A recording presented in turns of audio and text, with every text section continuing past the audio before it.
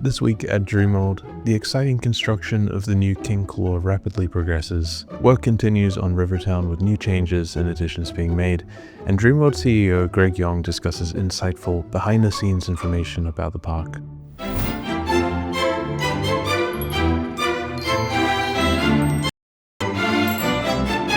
Hello everyone, welcome back to the YumYum Report, bringing you bite-sized updates from Australian theme parks, as well as occasional updates from theme parks around the world. Before we start, I'd like to give a quick thank you to my channel members for supporting my content. Thank you so much.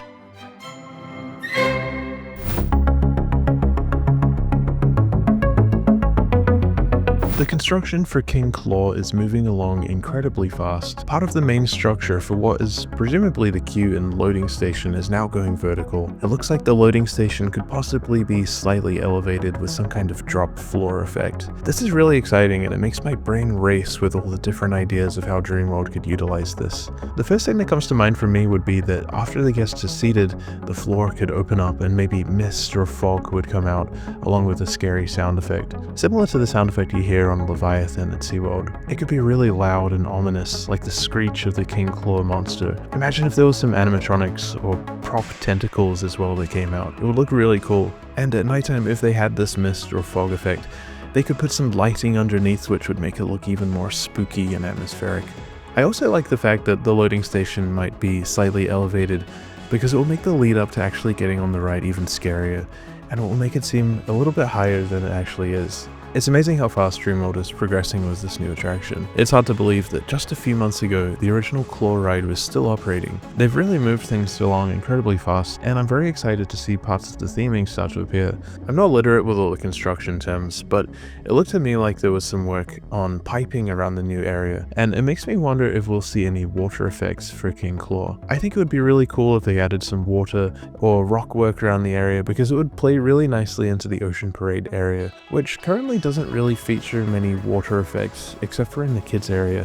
I think if they added some rock work and water into the surrounding area, it would really increase the immersion in theming. Ocean Parade has a lot of potential, but right now it's a bit of a mishmash of theming from bygone eras, and it's apparent that there was no clear vision for the area, or maybe there were a number of different opposing visions and it's just a casualty of Dreamworld changing hands. I guess time will tell what Ocean Parade eventually becomes, but I definitely think it could be really excellent, especially after Dreamworld's success with Rivertown. Dreamworld CEO Greg Yong recently spoke in an interview on Dane's Theme Park Life, the podcast, which is absolutely fantastic to listen to if you're interested in the behind the scenes of the theme parks here in Australia. You can check out the podcast on Spotify, Apple, and wherever you get your podcasts.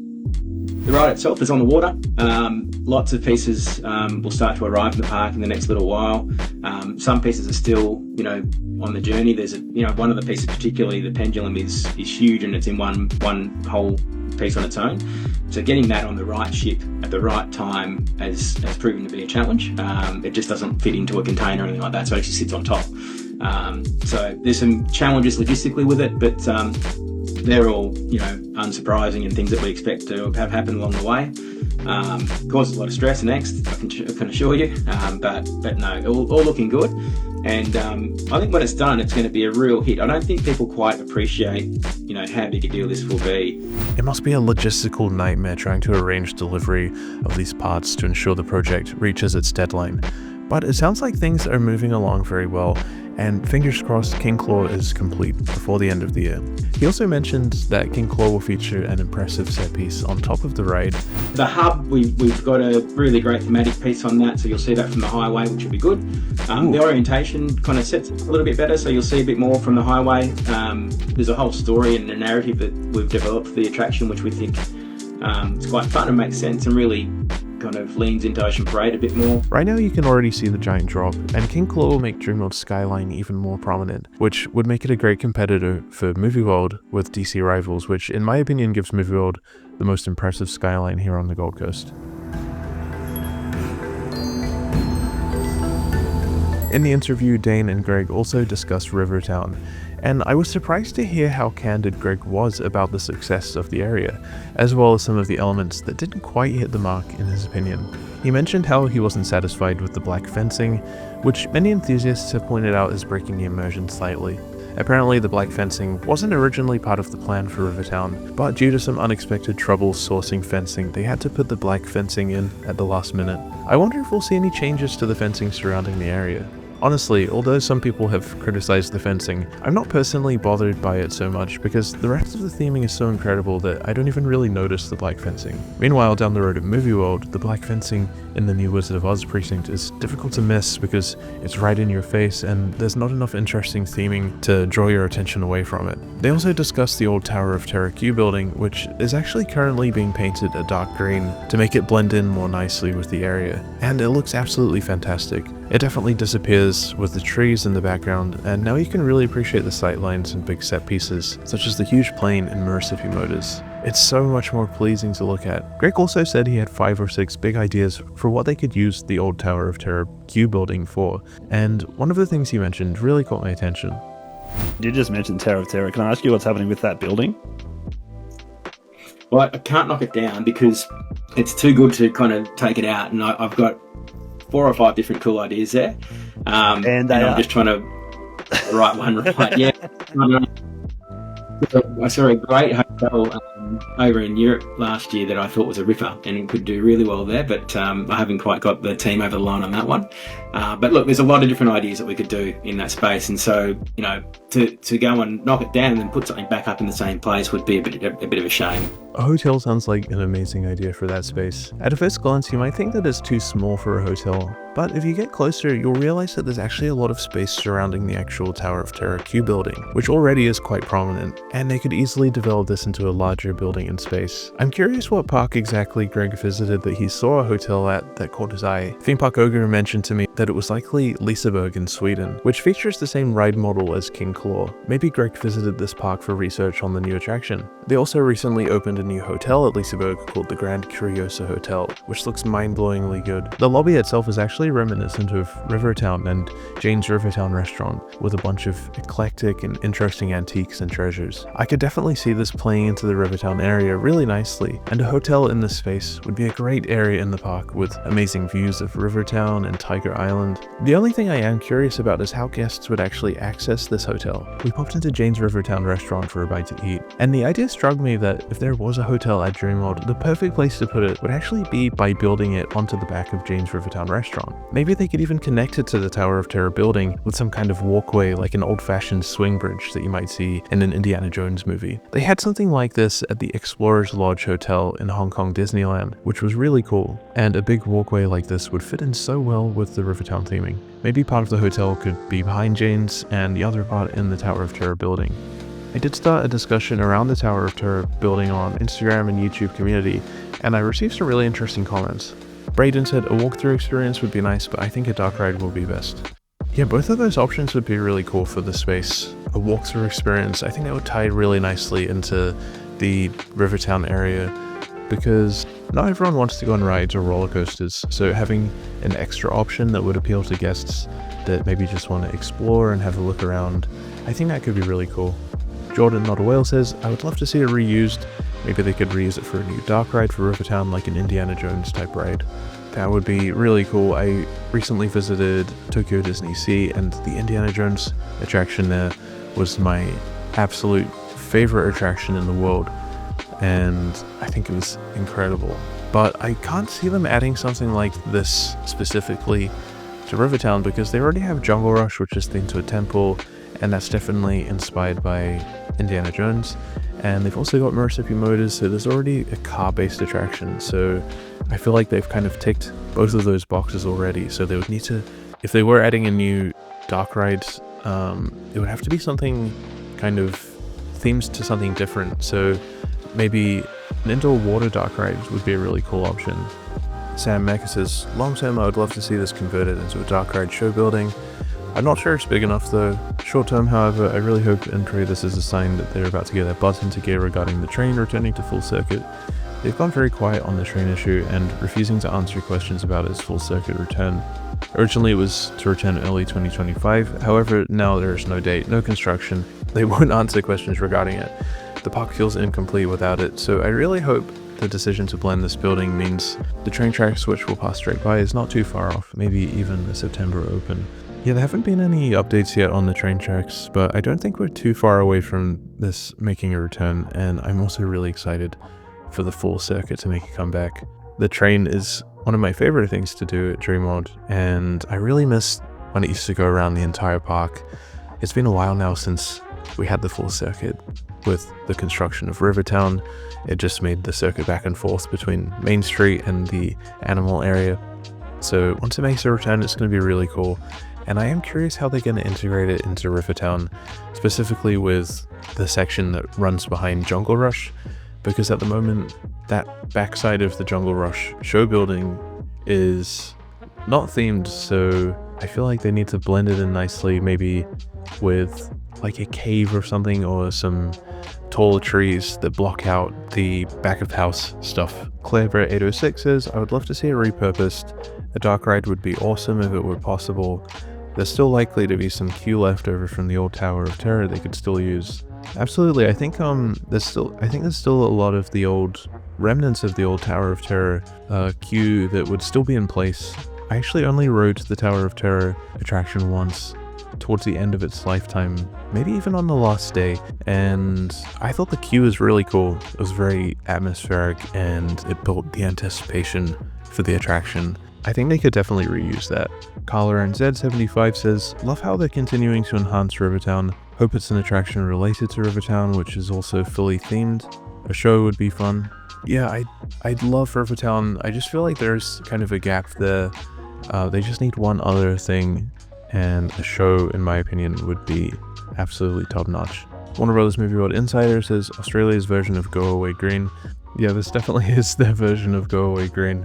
For those of you who don't know, Disney parks, they have a color they call Go Away Green, which is designed to make the buildings sort of blend in and camouflage. And honestly, Dreamworld did it very well. It actually works really nicely in Rivertown. One James Joker says, turn it into the big Pringles can. Another big thing to add to Australia's collection of big things. Yeah, we definitely need more big things in Australia. I mean, Dreamworld, they've already got a pretty good big thing. The giant drop could be a little bit bigger though. Germ Coded says Scooby-Doo Spooky Coaster or Scooby-Doo Pookie Coaster. Yeah, they should just steal Scooby-Doo Spooky Coaster and put it there. Seriously though, don't see it being anything other than a dark ride. That's what I thought. I thought it would either be like a dark ride or it would be a show or something. But after the interview with Greg Young on Dane's Theme Park Life, the podcast, I see now the potential that they could use this space for. Theme Park Insanity and Ryan Malicha both said dark ride. A lot of people think it's going to be a dark ride, which is interesting, and I guess it kind of shows there's a demand for something like that at Dreamworld. Josh Ski Legend Mate says demolish it. I don't know why they're just painting it, just demolish it. I mean, like Greg said in Dane's interview, it is actually a really great building and it's too good to get rid of, so they can definitely use it for something else. The only question is what? What will they use it for? We'll just have to wait and see, I guess.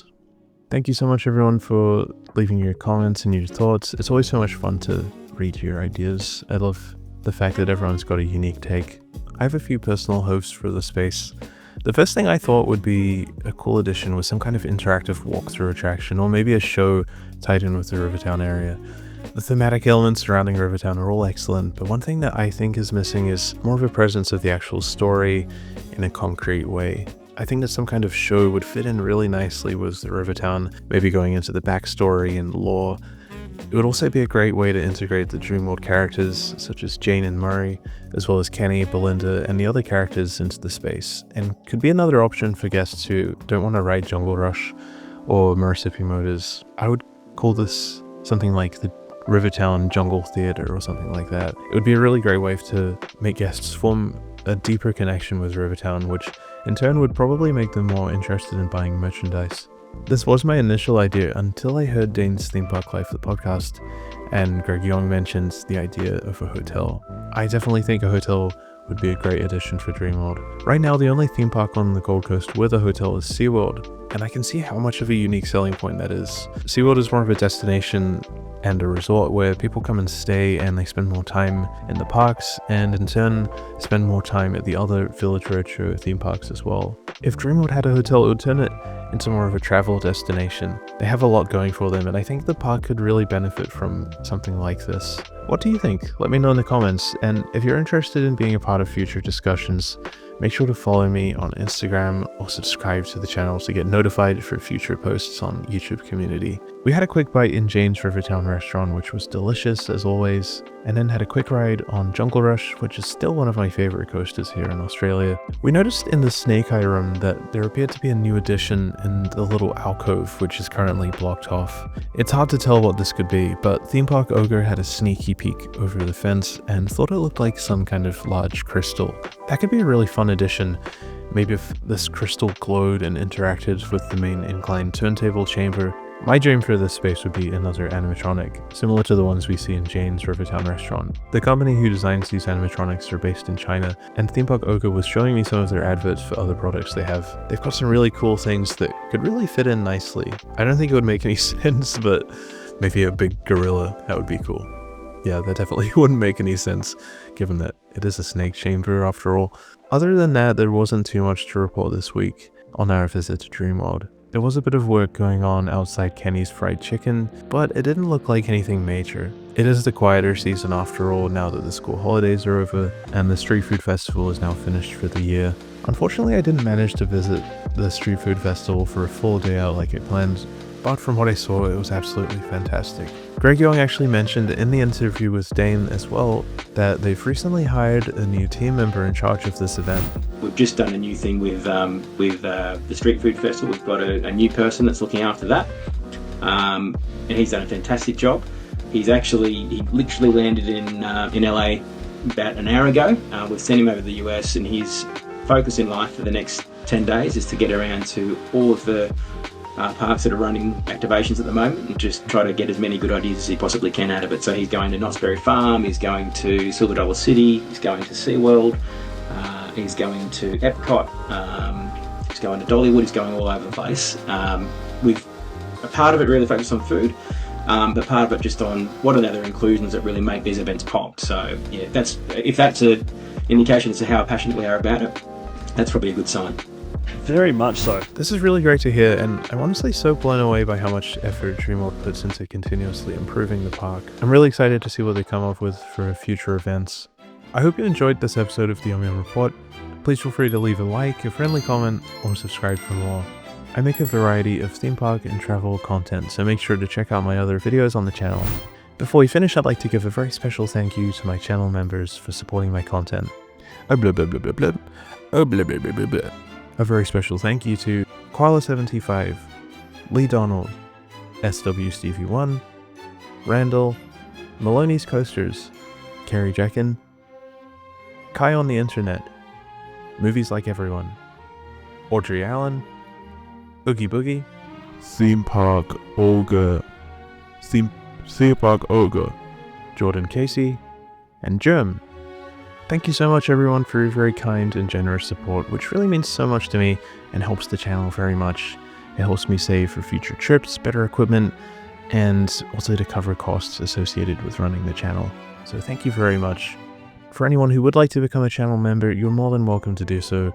This will give you access to new videos early, a special shout out and thanks, a YumYum sticker next to your username, and a custom hand-drawn illustration by me.